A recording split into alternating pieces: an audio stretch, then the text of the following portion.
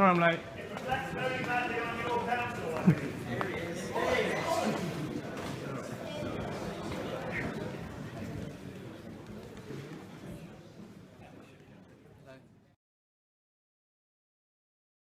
Okay, Nick, so what's happened here this evening? We have a situation, there's a number of protesters in the gallery who are objecting to the presence of Councillor Coles at the meeting because of various accusations that have been made about his past. They were doing a lot of shouting, they've now gone quiet. They have actually put a banner up making various comments which have been deemed to be offensive, and so they're saying that they won't remove the banner. So it's looking as though the meeting's going to be adjourned. We'll put a bit against it.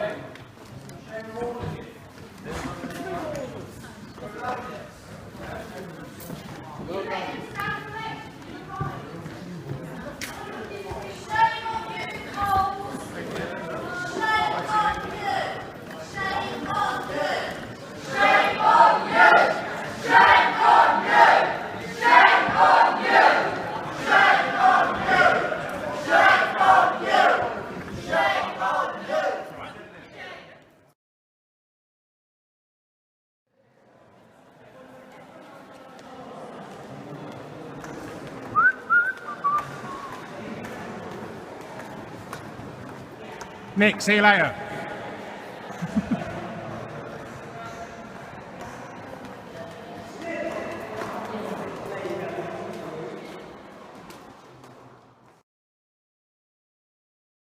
Darren, can you please tell me what that debacle was all about this evening?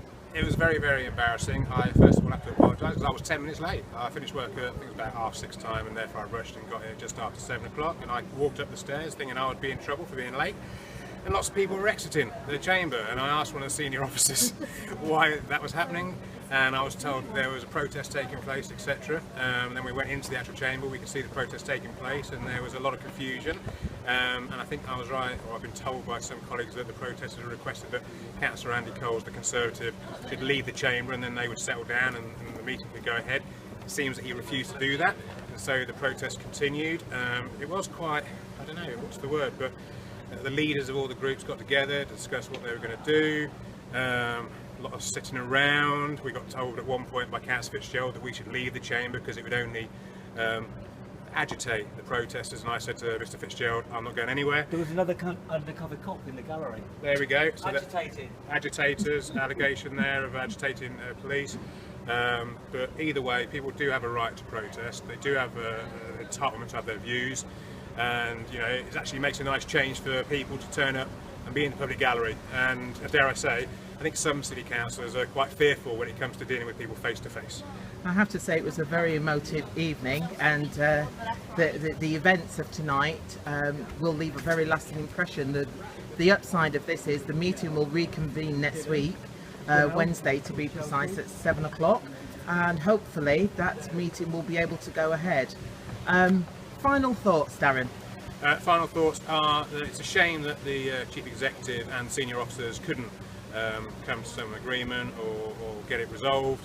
I mean, bottom line, as I've always said, I think public meetings should encourage members of the public to attend, and they should have their voices heard.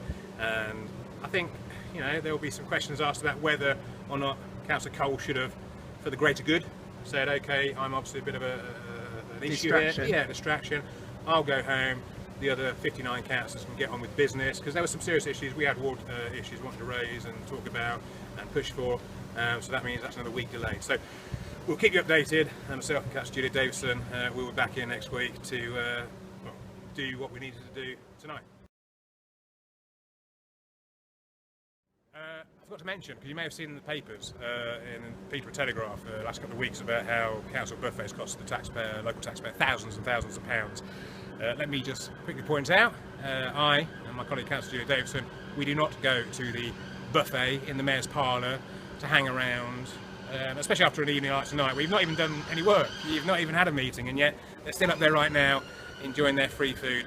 I say free, but you've paid for it, the local Peterborough taxpayer. So on their behalf, thank you very much, but be assured that myself and my colleague Councillor Julia Davison, we do not take advantage of that particular aspect. Oh, before you close off, Yes? can you tell me the problem with regards to the recording tonight? What happened there? Oh yeah, that was quite interesting, because I spoke to the chap who's behind it, and we were supposed to be live streaming tonight's meeting, cameras, that sort of thing. Not sure where it would have been, whether it be on YouTube, Facebook or what have you. Or the But- Peterborough City Council website? Or the Peterborough City Council website, but spoke to the chap who's behind it all. Turns out there was some sort of issue in regards to a meeting prior, but dare I say that's logistics. So at the end of the day, he got paid, as he said, still got paid the same amount of money, but all he was actually going to be doing, even though the meeting didn't happen, was controlling the mics. So yeah, again, that's something that needs to be looked at, because Liberal Democrats in Peterborough City Council have been campaigning, demanding, asking questions, putting forward motions for years and years, saying that we need to have these meetings broadcast live, so that you, if you have a crazy moment and you think, I want to see what's going on, what's being said, you can. Simple. Thank you.